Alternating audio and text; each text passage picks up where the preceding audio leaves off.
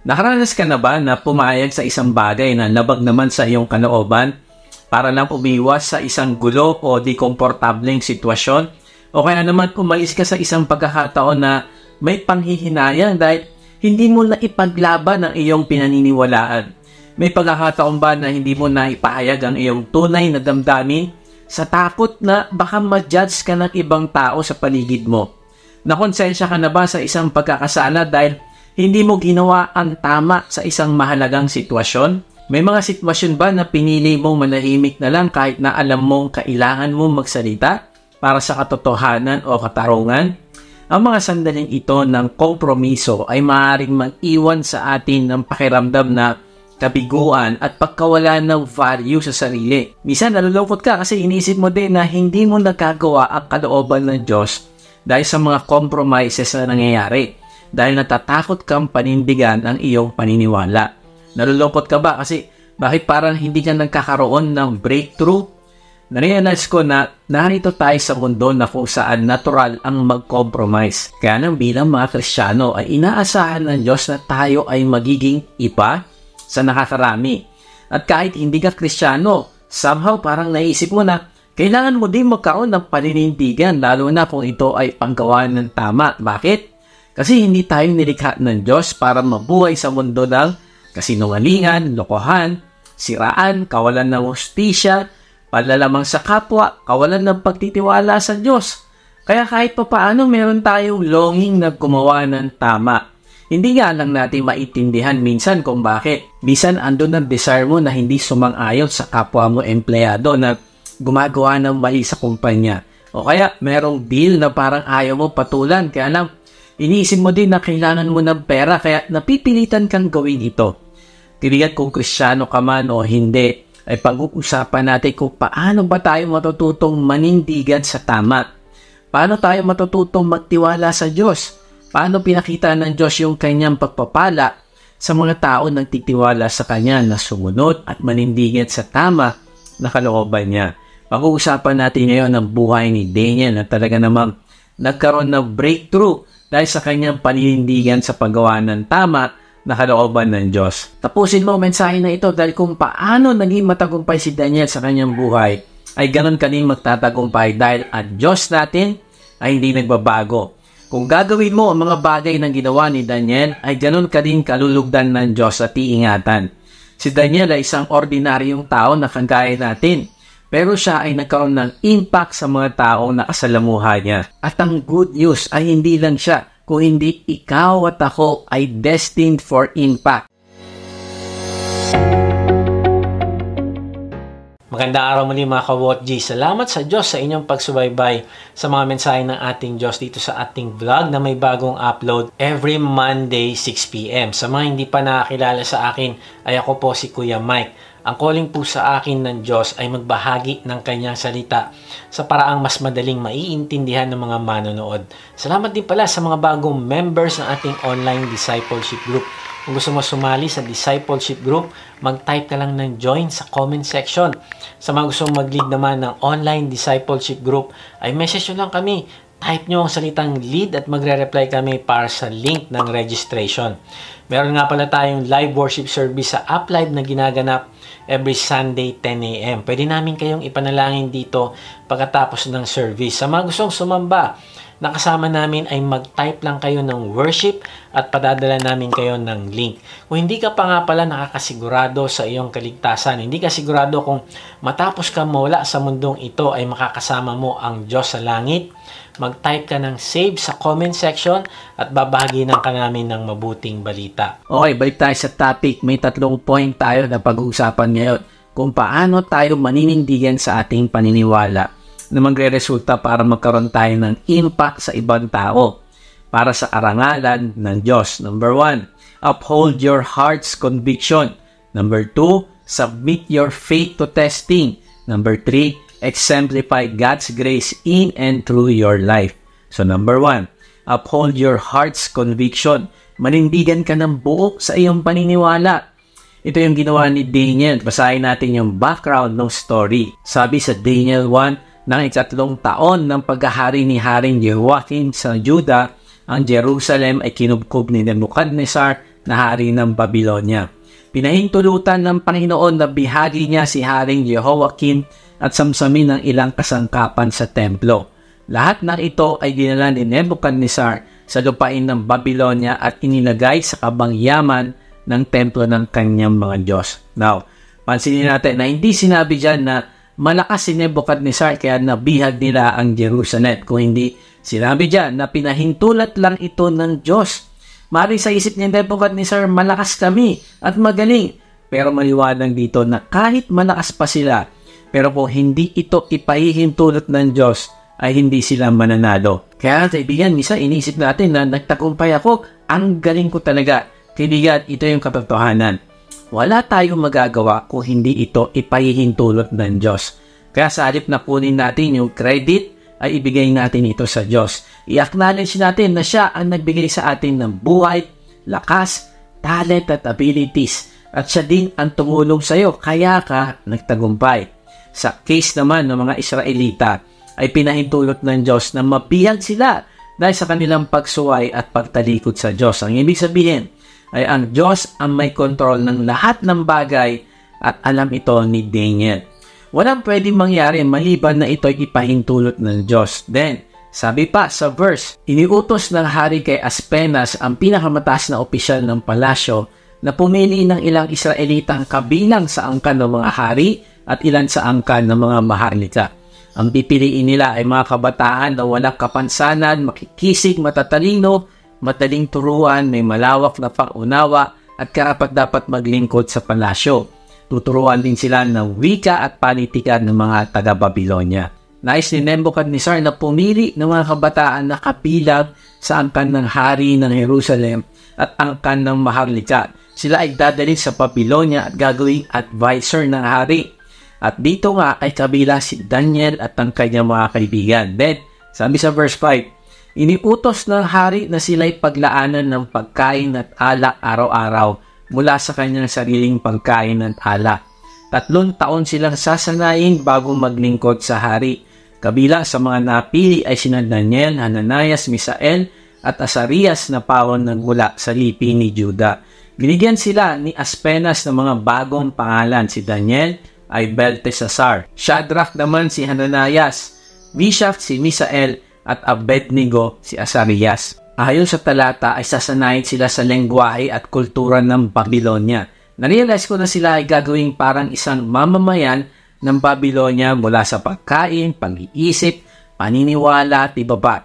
Narealize ko na ang unang pain ni Nebuchadnezzar para sila i-convert ay pagkain at karangyaan. Ang mga batang ito ay nasa edad na 15 to 17 years old. Malayo sa kanilang magulang at tahanan, kaya't marahil nasa isip ni Nebuchadnezzar na sila ay madaling pasunurin sa kanilang kultura. Marahil gusto ng hari na masanay sila sa masarap na buhay sa palasyo at kalimutan na ang kanilang pamilya at paniniwala.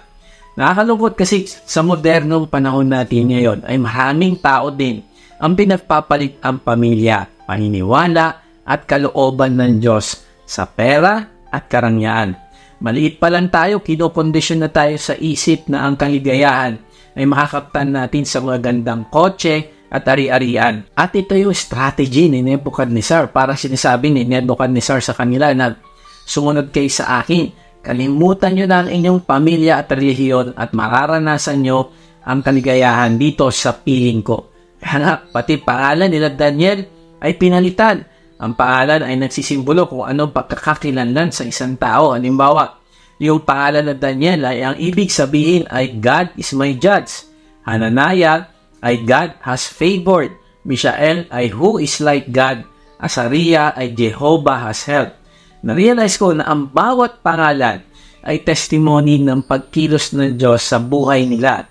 Kaya lang, ayaw ito ni Nebuchadnezzar. Parang sinasabi niya na mas mabuti yung Diyos-Diyosan ko. Ito mga material na bagay na tatamasahin nyo pag naging loyal kayo sa akin. Parang sinasabi ni Nebuchadnezzar, kalimutan nyo ng inyong identity.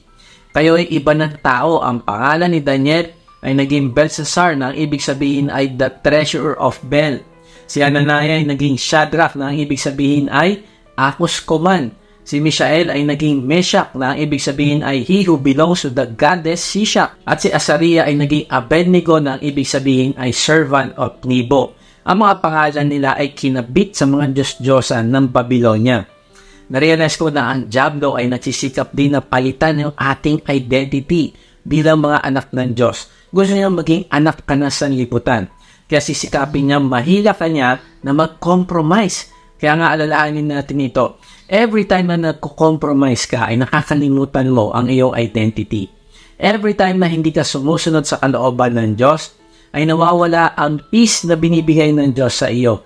Kasi meron kang false security na ino-offer ng pera, trabaho at koneksyon. Narealize ko noon, nung hindi ko pa kilala ang Panginoong Yesus, ay wala akong peace. Meron akong pera at mga bagay na kailangan ko. Meron din akong relasyon at hindi lang isa, marami pa. Marami din akong barkada at nakahagimik kami araw-araw. Pero wala akong peace. Araw-araw gusto ko lumabas ng bahay at maglasing at gumimik para mawala yung emptiness sa puso ko. Narealize ko na meron pala akong false security.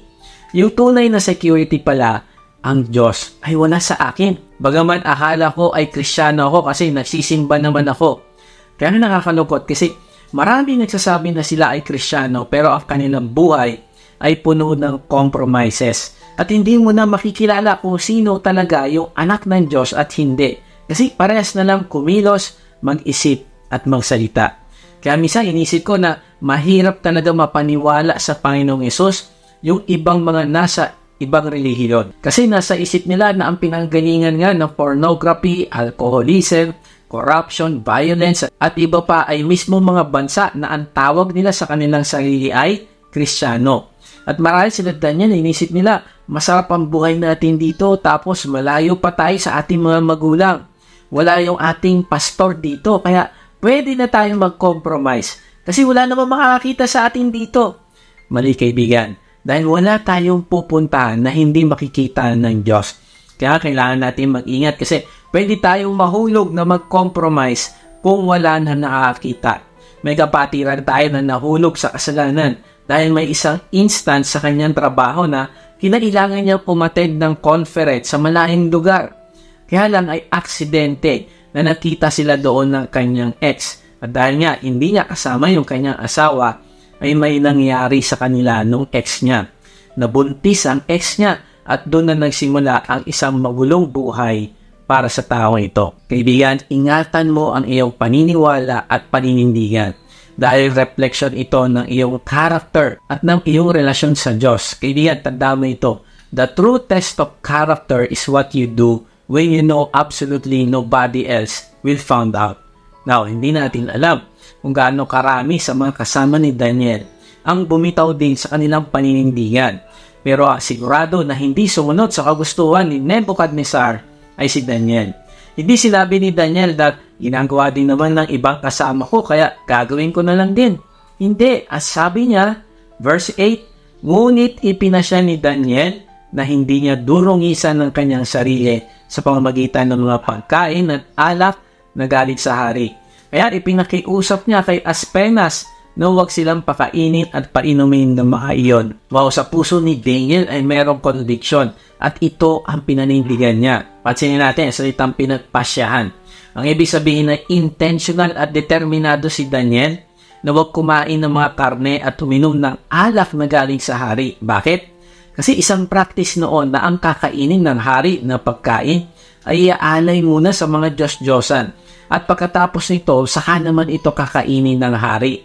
Iniisip ng hari na yung mga espiritu ng Diyos-Diyosan nila ay papasok sa kanya mula sa pagkain. Now, pwede namang sabihin ni Daniel na, Lord, alam mo naman, mahal na mahal kita. Ikaw ang laman ng puso ko. Pakitan tao na naman ang pagkain ko nitong steak at premium ribs. Pinagbibigyan ko lang sila. At saka hindi naman ako naniniwala sa mga ritual-ritual na yan. Isa pa, Lord, papatayin nila ako pag hindi ako sumunod. Pero hindi na ginawa niya.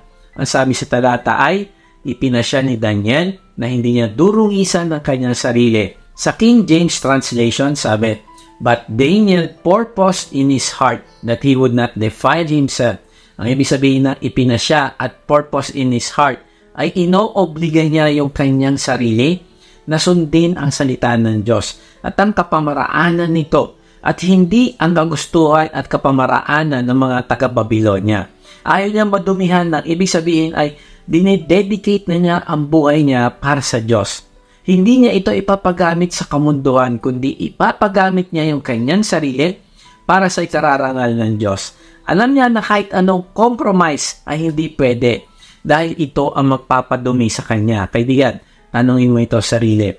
Dumating ka na ba sa punto na sinabi mo sa sarili na, Lord, ayaw ko pong dumihan ng aking sarili. Ayaw ko nang gawin yung bagay na kinamumuhian mo. Ayaw ko pong masaktan ng iyong kalooban. Mahal po kita. Kaibigan, every time na may temptation, tapos nagko-compromise tayo, tandaan natin ito, na nasasaktan ang kalooban ng Diyos kung hindi natin ginagawa ang kalooban niya.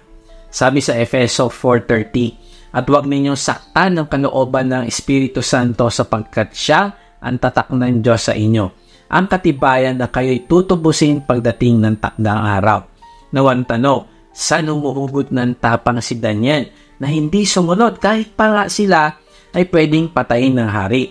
Narealize ko ang tapang niya ay galing sa kanyang conviction.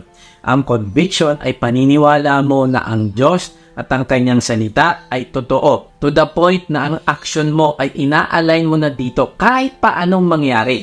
Si Daniel ay determinado na sundin ang kanyang conviction kahit ano pa ang maging consequence nito. Wala siyang pakialam kung pagtawanan siya ng kanyang mga kasamahan. Yan kasi nagpapakabayani yan. Yan ang napala mo tuloy. No, hindi niya ito inalala. Hindi din niya inalala kung gutumin siya ng tagapagbigay ng pagkain. Ayaw mo kumain, pues huwag ka kumain. No, hindi. Ang tanging nasa isip niya ay i-please ang Diyos at hindi yung mga tao. Ang tanging nasa isip niya ay mabuti ang Diyos, siya ang may kontrol ng lahat ng bagay at magtitiwala ako sa Kanya kahit anong mangyari. Pinagpasyahan niya sa puso niya na hindi siya papayag na madumihan. Now, take note, hindi siya nagpasya na sundin ang conviction niya sa Diyos. Nito lang na-exile sila. Kung hindi, meron na siyang lumalabong relasyon sa Diyos noon pa. Hindi siya lumapit lang sa Diyos dahil may problema siya, kundi kilala na niya ang Diyos personally, kaya ganun na lang siya katapang. Kaya kaibigan, tanungin natin yung ating sarili. Kilala ba natin talaga ang Panginoong Hesus? Kasi kung hindi, madali tayong matakot at mag-compromise. Madali tayong makalimot na tayo ay may relasyon sa Diyos bilang ating Ama at tayo naman yung kanyang anak. Hindi ko alam kaibigan ang mga challenges mo ngayon kung bakit napipilitan ka mag-compromise. Pero panghawakan mo ang iyong conviction at sundin mo ito. Maaaring ikaw ay pinipilit ng iyong pamilya na makipagrelasyon sa isang hindi mananampalataya. O kaya maaaring may pressure ka sa kota sa iyong trabaho kaya napipilitan ka ngayong mandaya sa iyong report. Maaaring napipressure ka ng mga boss mo na gawin lang isang bagay kasi kung hindi ay tatanggalin ka nila sa trabaho. Maaaring kinukutya ka ng isang grupo sa iyong eskwelahan at sinasabing mahina ka kasi hindi ka sumasali sa kanilang mga gimmick at kalokohan. Maaaring napipressure ka sumabay sa mga kasama mo na sosyal at malakas kumita. Na yung pangkain na lang ng iyong pamilya ay ipambibili mo pa ng mamahaling damit o gamit para lang sumabay sa mga kaibigan mo. Maaaring napipressure ka magsinungaling kasi inuutusan ka ng isang tao na merong kang malaking utang na loob. Naalala ko may pressure ako na ibahin ang topic ng ating vlogs. Halimbawa, gawin kong topic ay patungkol sa mga nangyayari sa ating bansa. Ito na lang ang pang-usapan kasi mas maraming viewers. Kaya lang, ultimo motives ko ay kailangan ko linisin.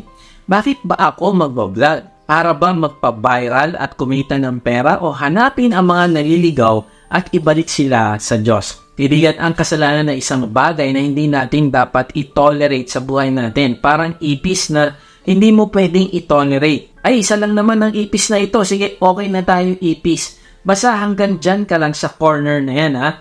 Huwag ka lalagpas dito sa boundary. No, yung isang ipis na yun ay dadami at pupunta sila sa lahat ng parte ng bahay mo. The same thing with sin. Halimbawa, yung mga Israelita, inutusan ng Diyos na palayasin at binisin ang Canaan mula sa mga masasamang naninirahan dito. Kaya lang, marami silang itinira at nag-compromise sila. Ginawa nila itong alipin sa halip na patayin o paalisin. Kaya't ang nangyari ay naging patibong ito sa kanila. Nakipag-asawa sila dito, sinamba nila ang mga Diyos-Diyosan nila, nakiayon sila sa gawi ng mga ito, kahit hindi ito ang kalooban ng Diyos. Kaya sa bandang huli, sila ay pinasakop ng Diyos ng tuluyan sa Babylon. Kaibigan, kung magpapasya kang sumuway sa Diyos, ay mapapahamak ka. Pero kung magpapasya kang sumunod, kahit anong mangyari, ay kikilos ang Diyos para sa iyo. Sabi sa susunod na verse, Daniel 1:9, niloob naman ng Diyos na siya'y kanlugdan at pagbigyan ni Aspenas. Sabi sa talata ay niloob ng Diyos. Na-realize ko na the moment na nag-decide si Daniel na hindi siya magko-compromise, ay nagsimula naman kumilos ang Diyos. Na-realize ko na maraming laban sa buhay natin na pwede pala tayong nanalo sana noon pa, kahit hindi pa nagsisimula ang laban. Paano? Kung nagdesisyon ka lang sana agad na sumunod at hindi dumihan ng iyong sarili. Kung nagdesisyon ka na sumunod agad kahit hindi mo pa nakikita ang resulta o kahit natatakot ka, ay sisiguraduhin ng Diyos na nanalo ka na sa laban ng buhay na pinagdadaanan mo. Kaya nga, uphold your heart's conviction. Nung nagsimula si Hitler na pakialaman ng mga church sa Germany, ay tinalagsa ito ni Dietrich Bonhoeffer. Hindi siya nakisama sa practices ng relihiyon na yon na pinipilit sa kanila ng mga Nazi. Maraming kaibigan ni Bonhoeffer ang nagsabi sa kanya na makiayaw na lang sa gusto ni Hitler. Sabi nila na mawawala ang opportunity natin na makapag-preach kung gagayahin natin si Bonhoeffer. Pero tingnan mo ang reply ni Bonhoeffer. Sabi niya, one act of obedience is better than 1,000 sermons. At dahil dito sa kanyang conviction, ay inaresto si Bonhoeffer at pinatay. Buhay niya ang pinambayad niya sa kanyang conviction. Malay sabihin mo, tragedy naman ang nangyari kay Bonhoeffer. Ang sad naman ng istorya. Pero kaibigan, masaya si Bonhoeffer sa ginawa niya. Bakit? Dahil alam niya na ang kamatayan niya ay magbibigay ng impact sa ating mga mananampalataya. Ang kamatayan niya ang magbibigay sa atin ng tapang na tayuan yung ating conviction kahit buhay pa natin ang kapalit. Bakit? Dahil ang buhay sa lupa ay sandali lang. Kaya ang mapagpala ka sa langit kasama ang Diyos, magpasawalang hanggan. Ito ang mas importante. Kaibigan, simulan mo magpasya na hindi mo dudumihan ng iyong sarili. Ipaglalaban mo ang iyong conviction at susunod ka sa sinasabi ng Diyos sa iyo. At sa tulong ng Diyos ay mapagtatagumpayan mo ang iyong paninindigan. So, paano ba tayo magiging matatag sa ating paninindigan? Number 1, uphold your heart's conviction. Number 2, submit your faith to testing. Hayaan mo na masubukan mo katotohanan ng iyong pananampalataya. Parang yung time ni Elijah na do or die. Nakipaglaban siya sa 450 prophets ng Diyos-Diyosan na si Baal. Tapos siya ay nag-iisa lang. Alam niya na kapag hindi niya napatunayan ang kanyang pananampalataya, ay maaari siyang patayin doon din. Pero alam natin na ipinakita ng Diyos na siya ang tunay na Diyos at wala nang iba. Dahil nagpadala siya ng apoy na nag-consume sa sacrifice ni Elijah. Nakumbinsi yung mga Israelita at sinamba nila ang Diyos. At matapos nga iyon, ay inutusan ni Elijah ang mga Israelita na patayin ang mga propeta ni Baal. I am sure na patunayan ni Elijah noong araw na iyon ang kanyang pananampalataya. Pero hindi ito mangyayari sa kanya kung nanatili siyang takot at nagdududa sa katotohanan ng Diyos sa buhay niya. Kaya kaibigan, kailangan nating hayaan na matesting yung ating faith. Para naman kay Daniel ay wala ding pagdududa na ang pananampalataya niya ay tunay. Tunay ang Diyos na nakakita sa kanilang sitwasyon. Kaya sabi niya, Daniel 1:12-13, pakiusap niya, subukin ninyo kami sa loob ng 10 araw. Gulay lang at tubig ang ibigay ninyo sa amin. Pagkatapos, ihambing ninyo kami sa mga kasing edad namin na pinapakain ninyo ng pagkain bigay ng hari at gawin ninyo sa amin ang nararapat. Grabe ang tapang ni Daniel. Hinayaan niya na masubukan ng kanyang pananampalataya sa Diyos. Hindi niya sinabi na, sige, okay na yan, kakainin na lang namin ang mga steak na yan kasi baka mapahiya lang kami kung makikipagmatigasan pa kami. Mamaya, hindi naman kami palakasin ng Diyos. Hindi naman ako sure kung sasagutin ako ng Diyos. No, si Daniel, walang kaduda-duda. Tiyak niya kung susunod siya sa Diyos, ay gagawa ito ng paraan upang makatugon siya sa pagtitiwala na ipinakita ni Daniel sa kanya. Imagine mo ito, halimbawa pinakita mo sa mga tao na ito yung desisyon mo dahil sabi mo sa kanila, totoo ang Diyos mo. sa pamamagitan ng iyong pagsunod. Tapos, walang gagawin ng Diyos? No, ang Diyos natin ay faithful. Hindi ka na iiwan sa ere. Kapag sinabi niya na i-represent mo ako, ikaw ang aking ambassador, tiyak na hindi ka mag-iisa kung hindi sasamahan ka niya. Kaibigan, tandaan mo ito, kung tama ang iyong gagawin at ito ay para sa karangalan ng Diyos, huwag kang matakot. Hayaan mo na masubukan mo kung gaano katapat ang Diyos sa pamamagitan ng iyong pagsunod. Sumunod ka. Bago ako magsimula sa online ministry, marami akong doubt. Inisip ko na wala namang gumagawa ng discipleship sa online. Pangalawa ay marami namang magagaling na pastor na gumagawa ng ministry sa online din. Narealize ko na masasayang lang ang pagod ko. Kaso pinaalala sa akin ng Diyos na hindi ko masusubukan ang pagkilos niya sa ministry na ito kung hindi ako susunod. At true enough ay pinakita niya sa akin na siya ang kumilos upang mangusap sa mga tao. Siya ang kumilos upang masustain ako gumawa ng mensahe niya linggo-linggo na hindi ko pa nagagawa sa buong buhay ko. Siya ang nag-provide sa amin habang busy ako sa ministry. Siya ang nagpagaling ng karamdaman ko upang matapos ko ang mga kailangan ko tapusin. Siya ang nagbigay ng wisdom. Siya ang nag-cause ng transformation sa mga tao. Siya ang nag-raise ng leaders at volunteers. Na-realize ko na hindi papayag ang Diyos na yung pagtitiwala at pananampalataya mo sa Kanya ay mauwi sa wala. Bakit? Kasi hindi mapaparangalan ng Kanyang pangalan at hindi ito pwede. Na-realize ko na ang laban ni Daniel ay hindi sa hari, kundi ang laban na ito ay sa pagitan ng Diyos at ng Diablo. Para sigurong sinasabi ni Daniel na kung kasama namin ang Diyos ay wala makakatalo sa amin. Hindi mananaig sa amin ng Diablo, pero kung hindi namin kasama ang Diyos, kami ay matatalo at mamamatay. Narealize ko na nakasandig si Daniel sa Diyos. Sa lahat ng kanyang ginagawa ay wala siyang ibang inaasahan kundi ang Diyos. Nasubukan mo na ba na maglaro ng isang laro na kung saan ikaw ay naka-blindfold? Tapos ang role ay unahan kayo sa isang gubat na tatakbo at taasa lang kayo sa direksyon na ibibigay ng iyong kasama. Pag sinabi niya kaliwa, kanan o talon, susunod ka lang doon. At syempre nakakatakot doon ay yung pagbangga sa isang puno. At maraming naglalaro ng ganitong game na hindi natitiwala sa kanilang guide.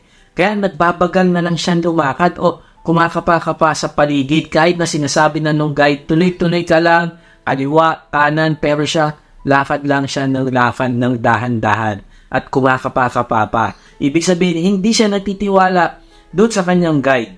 Pero yung taong lubos na nagtiwala sa lahat ng sasabihin ng kanyang guide, ay siya yung nananalo.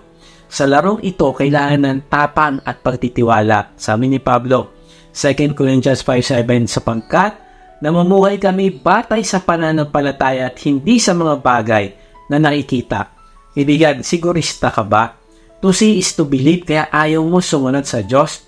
Lord, saka na, pag ginawa mo ito, susunod ako sa iyo. Mali kaibigan, hindi ikaw ang Diyos. Susunod ka sa terms niya at hindi ikaw ang susundin niya. So anong terms niya? Sumunod ka muna sa pinapagawa niya sa iyo at ikaw ay pagpapalain niya. Kaibigan, kung gusto mong maging matatag sa iyong paninindigan, ay hayaan mo na masubukan mo ang iyong pananampalataya. Paano? Sa pamamagitan ng iyong pagsunod.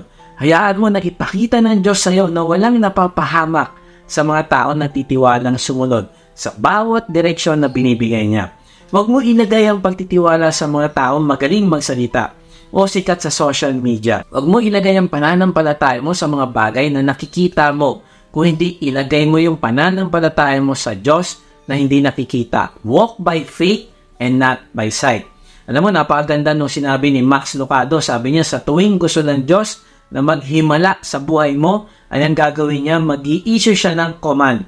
At ang trabaho natin ay sumunod.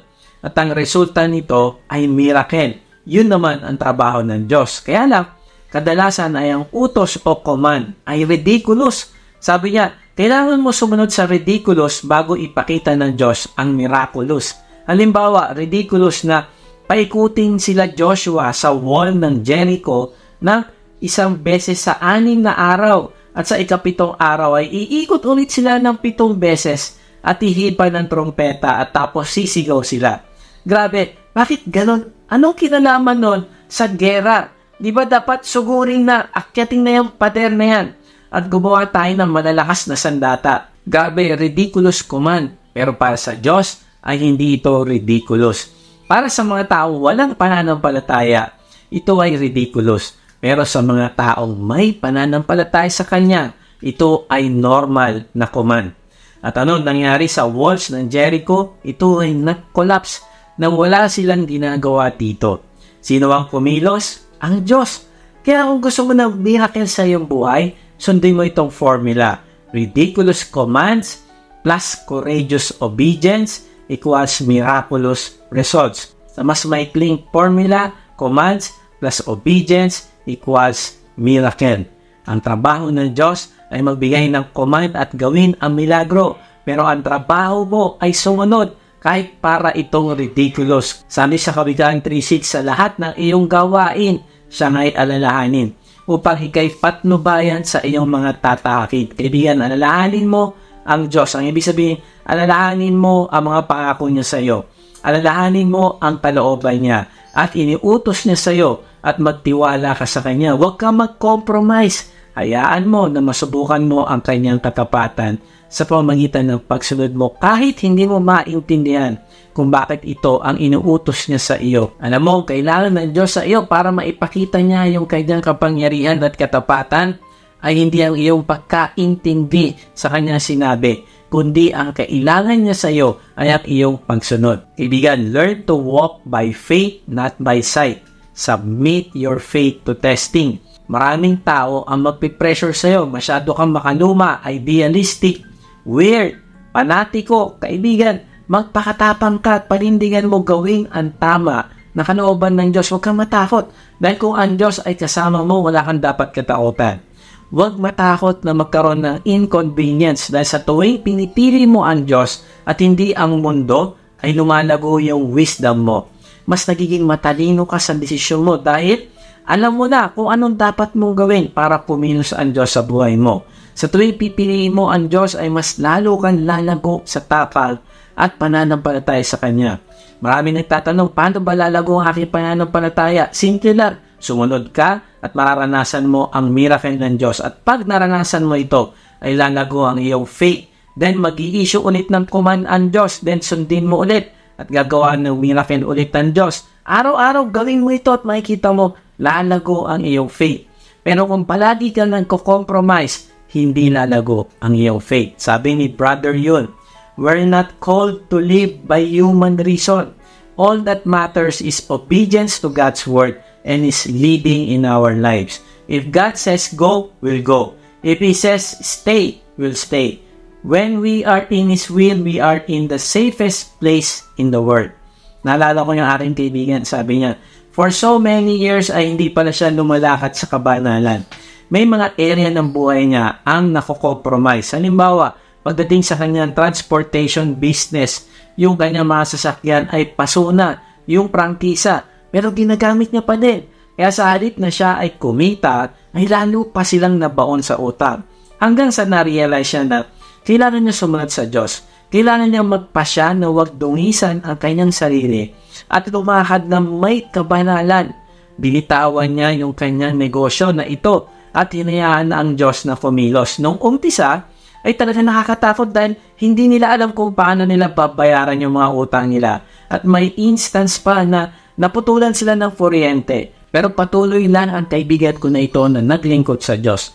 Yung kanyang time ay ginugol niya sa kanyang ministry sa church at sa pagbabahagi ng mabuting balita. At hindi nagtagal ay pinakita ng Diyos sa kanya na siya ay totoo at buhay.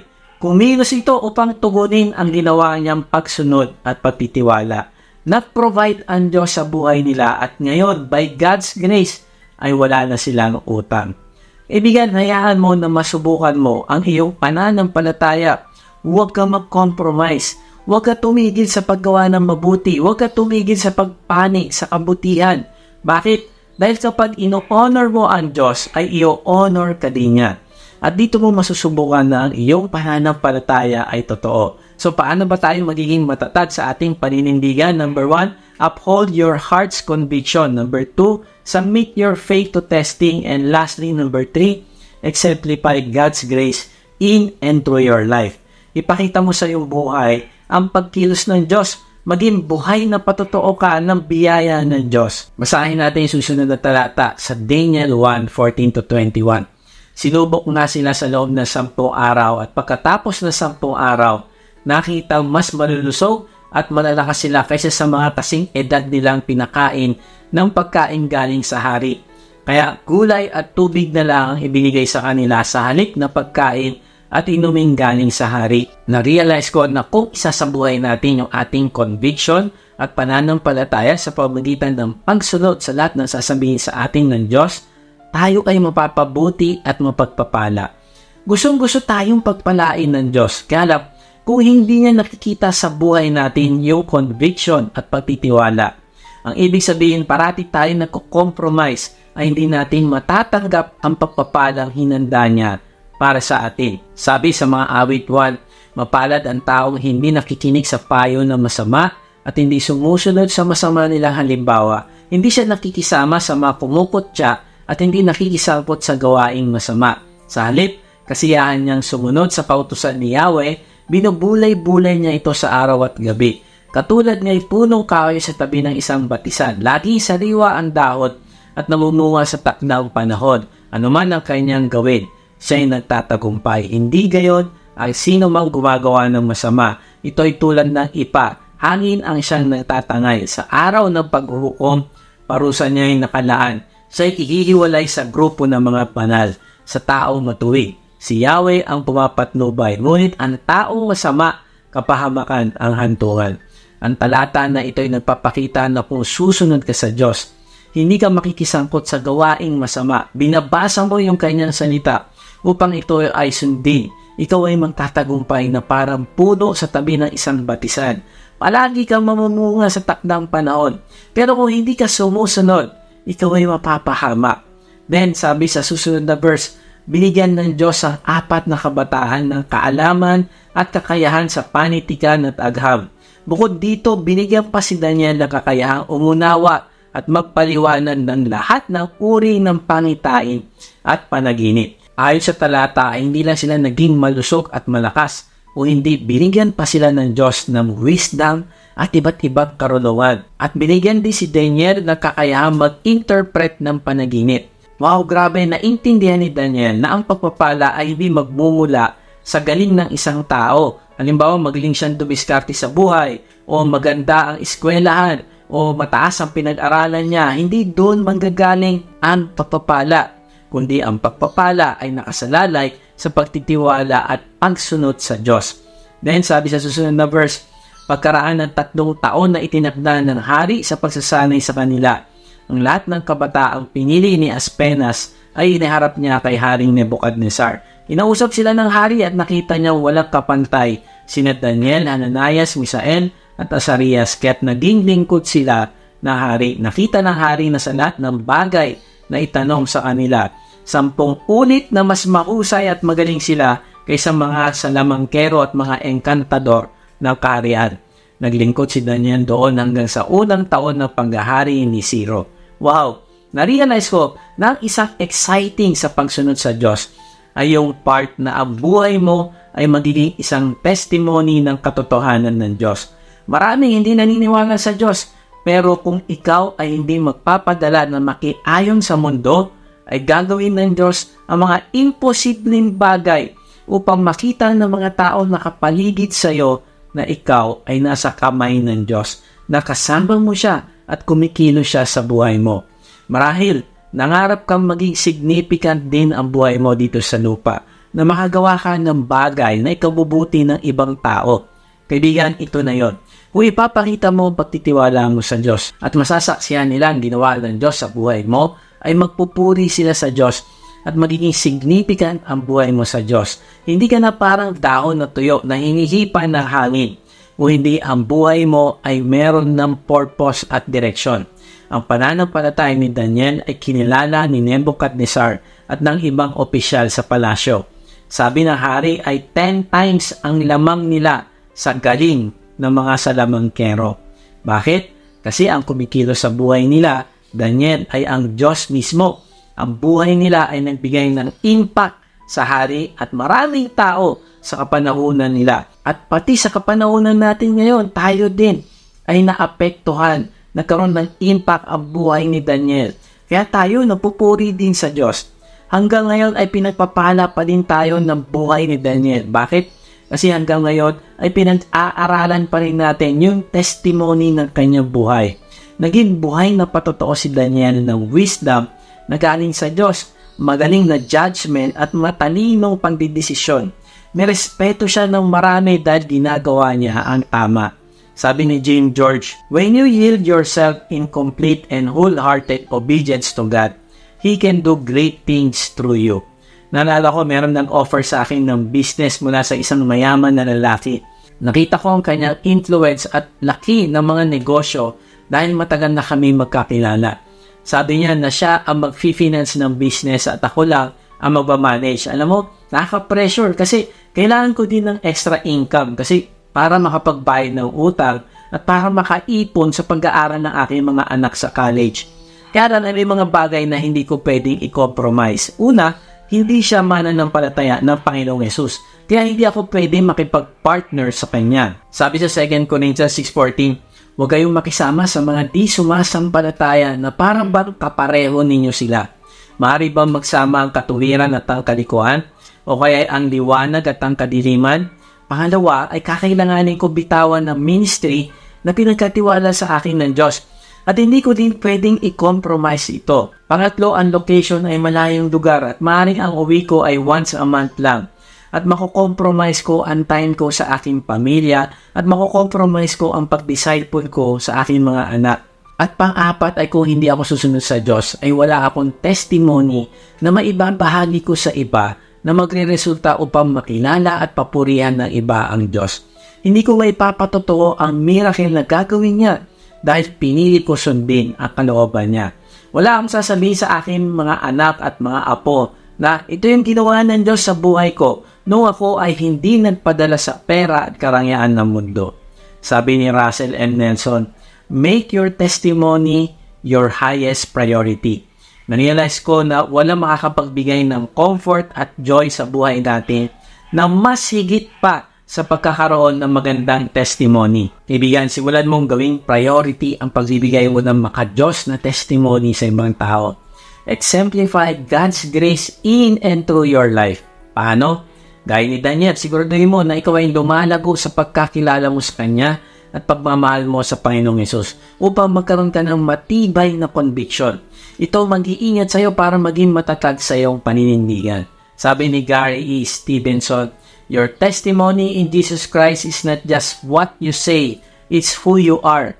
Kaya kaibigan, pagsikapin mo paluguin ang pagmamahal mo sa Diyos at mula dito ay magbubunga ito sa iyo ng pagsunod at miracles na magiging epektibong testimony mo sa iba. Bakit? Kasi ikaw ito. Totoong mahal mo ang Diyos at sumusunod ka. Hindi ka nagiging bento lang ng kwento. Maaaring tanggihan nilang sinasabi mong pangaral sa Biblia. Pero ang buhay mo na puno ng pagkilos ng Diyos ang hindi nila kayang tanggihan. Bakit? Kasi ikaw yun at nangyari ito sa iyo. Tandaan mo, wala kang mabibigay na bagay sa iba na hindi mo mismo natanggap. Marahil nangusap ang Diyos sa iyo at narealize mo na may mga desisyon ka pala na hindi dapat ginawa dahil ito ay hindi nakaayon sa kalooban ng Diyos at nagdulot ito sa iyo ng kapahamakan. At ngayon ay gusto mo nang ituwid ang iyong kamalian. Kaibigan, hindi mo ito magagawa sa sarili mong lakas. Kailangan mo isuko ang buhay mo sa Panginoong Yesus at hayaan mo na siya ang mauna sa buhay mo. Manampalataya ka sa Kanya na siya ang nagbayad ng iyong kasalanan sa krus upang ikaw ay Kanyang malinis, mapatawad at mabigyan ng buhay na walang hanggan.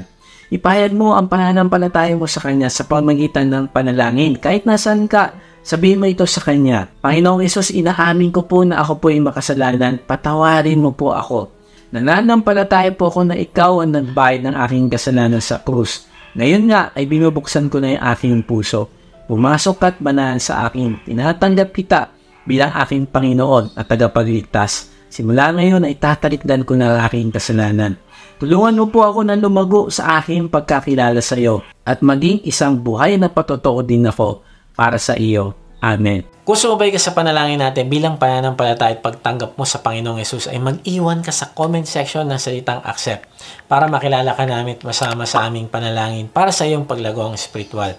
Kung na-bless ka naman sa message na ito ay inaanya kitang mag-subscribe sa aking YouTube channel upang ma-notify ka pag may bago na kaming video. Ibahagi mo din ang mensahe na ito sa iba ng mga nanghihina, nangangamba sa buhay at nasa kabigatian upang ma-encourage sila na lumapit sa Diyos na nagmamahal sa atin. Kung gusto mo namang mas makilala pa ang Diyos, sumama ka lang sa aming online discipleship group.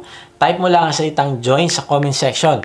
Kung napapanood mo naman ito sa Facebook, ay click mo lang yung send message at type mo doon ang salitang join. At may magre-reply sa iyo para sa link ng registration form. Salamat nga pala sa mga regularly na nagsusupport sa ating ministry. At kung gusto mong maging partner sa ministry na ito, na magamit ka ng Diyos sa pagpapalaganap pa ng kanyang salita at pagtulong sa mga nangangailangan, ay inaanya kita mag-support financially sa ating gawain. Meron tayong link ng donation page sa baba ng description. Pag hindi nyo nakita ang link, ay mag-type lang kayo ng partner sa comment section at papadala namin kayo ng link. Sa ating pagtatapos ay iwan ko ito sa inyo. 1 Samuel 2:30. Far be it from me, those who honor me, I will honor, but those who despise me will be disdained. Kaibigan, sa lahat ng ginagawa mo, ay sikapin mo na alalahanin ng Diyos. I-honor mo siya sa pamamagitan ng iyong pagsunod. At makikita mo na i-honor ng Diyos ang iyong ginawa. Paano? Kikilos siya para tugunan ang pangailangan mo. Magpakatatag ka ng manindigan na piliin mo siya kaysa sa ino-offer ng mundo na ito. Paano? Una, uphold your heart's conviction. Pagpasyahan mo sa iyong puso na hindi ka papayag na madungisan ng kasalanan. Hindi ka papayag na mag-compromise at mapahiya mo ang pangalan ng Panginoong Yesus na dala-dala mo. Pangalawa, submit your faith to testing. Hayaan mo na masubukan ng iyong pananampalataya sa pamamagitan ng pagsunod. Pakita mo sa mga taong nakapaligid sa iyo na mga hindi naniniwala na ang pagsunod mo ay magre-resulta ng pagkilos ng Diyos sa iyong buhay. At pangatlo, exemplify God's grace in and through your life. Hayaan mo na ang iyong buhay ay maging testimony ng kabutihan ng Diyos. Gawin mong priority ng iyong buhay ang pag-iingat sa iyong testimony. At pag ginagawa mo ito, magiging matatag ka sa iyong paninindigan na gawin ang tama sa iyong buhay at ang buhay mo ay magiging patotoo na you are destined for impact. God bless.